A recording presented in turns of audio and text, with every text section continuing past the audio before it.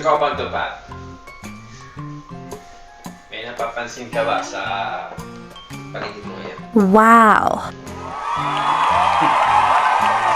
Talo tayo sa PD. Kaya na naisip mo.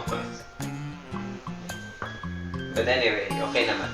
So, ang problema natin dito, alam mo yung mga ganitong damit, bago natin ito masuot, madami pa itong pagdadaanan. Kaya ayoko na ng mga ganitong busy sa lip. Gusto ko yung mga casual na lang. But anyway, ayos na.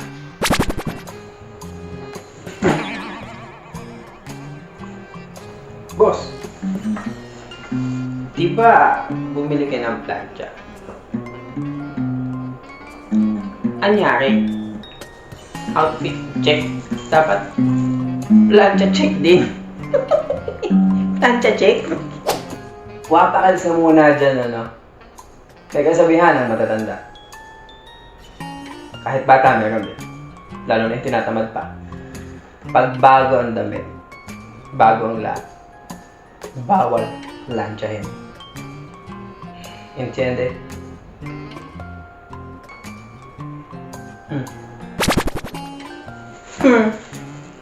Ang sabi. Pero, huwag na natin pansinin yung outfit change natin.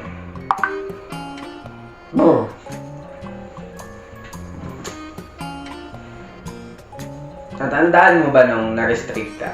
So, buti pa, sabihin mo na lang sa mga viewers natin, followers and viewers, kung bakit ka na-restrict. Tsaka nung na-restrict ka, ano ba yung mga nakita mo? Ay, naku, sakto boss. Yung kaibigan ko nandyan, magaling paliwanag yun. Tawagin ko lang, kasi gusto niya tago siya eh, mahihain kasi. Okay? Saglit lang.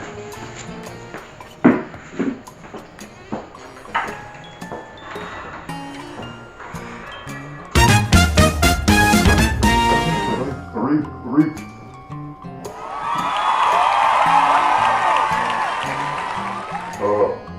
Boss, magandang araw ko. Ako yung kaibigan ni Tropang Tupad, Obasya din. May gusto daw po kayo paliwanag tungkol din sa mga restriction na to. Sasagutin ko lang po kasi. Paliwanag mo nga. Pwede po ba ako magpapakapagod kasi tumayo?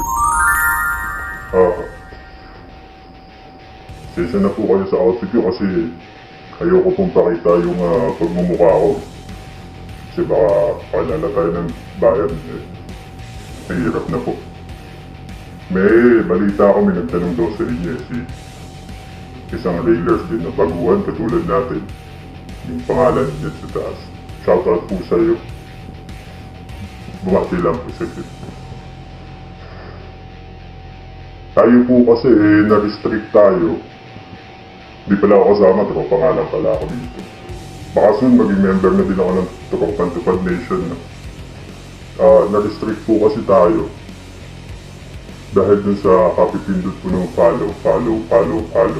Kasi ang goal po ng isang katulad nyo na bagon eh, makahabol dun sa followers na meron na kayo na kasi nagulat ka ho, di ba? Kasi yung followers mo 4,000 na, sabay by surprise, meron ka pala nang hindi mo alam. Kaya inoperate mo na po yung Facebook account instead dun sa page mo, di ba, na 250 plus na yung account.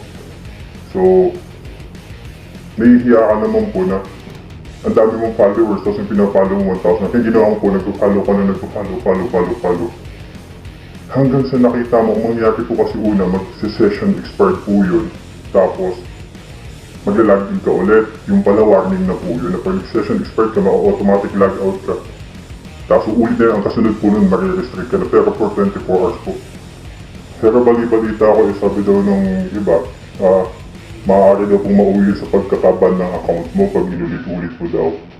At saka sabi naman ng ibang mga nag-reels din, dapat daw minimum of 20 lang daw po ang pina-follow per day. At sabi naman ng isang kaibigan natin na nasa Canada ngayon na poging-pogi na kinang-kinang ang buhok malaginto, si Darwin po. Opo, mabait po yun na tao. Oo, napakabait po niya. Sabi niya po mas gusto po ni Meta na organic. Kung nga naman naisip ko din kasi, ang nangyari kasi po, na-discover din po ninyo, di ba, na kada follow nyo na follow back sa inyo. Kaya natuwa ka naman Copy Pindot.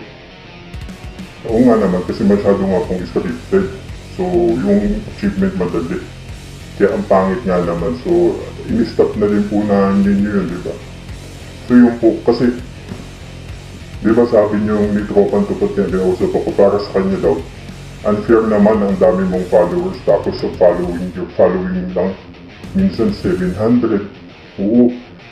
Kasi sabi po niya, meron daw po siyang nakita na famous healer sa Facebook. 70k plus ang followers. Sabi pinapalo 700. Pwede naman yata kasi i-workout naman niya na magpindot-pindot siya ng mga 10, 20, at least mag-1,000 man lang, diba? Ang problema kasi minsan, nung mga katulad natin po, nung nakaraan, hindi natin alam, kaya hindi natin ulit siya nag-follow sa atin, hindi natin follow back in return. Kasi hindi nga alam, hindi ka kasi po nagbabasa. So yun lang po yung na-experience ko. At saka kasi minsan nga, nung nag-restriction tayo, nag-search ka ng mga ibang readers na famous, nakita mo, di ba? Dapat nga kung tutuusin, kung ako mabigatin na akong readers, kung ilan yung follow ko, ang achievement ko dapat at least 50%. Ganun sana. Kaso ngayon po, medyo matakot-takot ka na kasi baka maban yung account mo, di ba po? Mas maganda sundin mo na lang muna, utay-utay, mahahabol mo din yan. Yun lang po yung nalalaman ko at wala na pong iba. Salamat po, alis na po ako. Alam mo, ikaw at saka yung isang tropa mo hindi nakakatuwa. Dati nung ikaw lang, buhok ko lang nagugulo. Ngayon, tingnan mo. Pati damit ko nagugulo na ngayon. Hindi mo yun. Anong guguluhin mo sa susunod buhay ko? Pero, anyway, sige, okay na yan. Sa tingin ko naman, naintindihan na naman nila. At lalong-lalo na tayo, naintindihan na natin.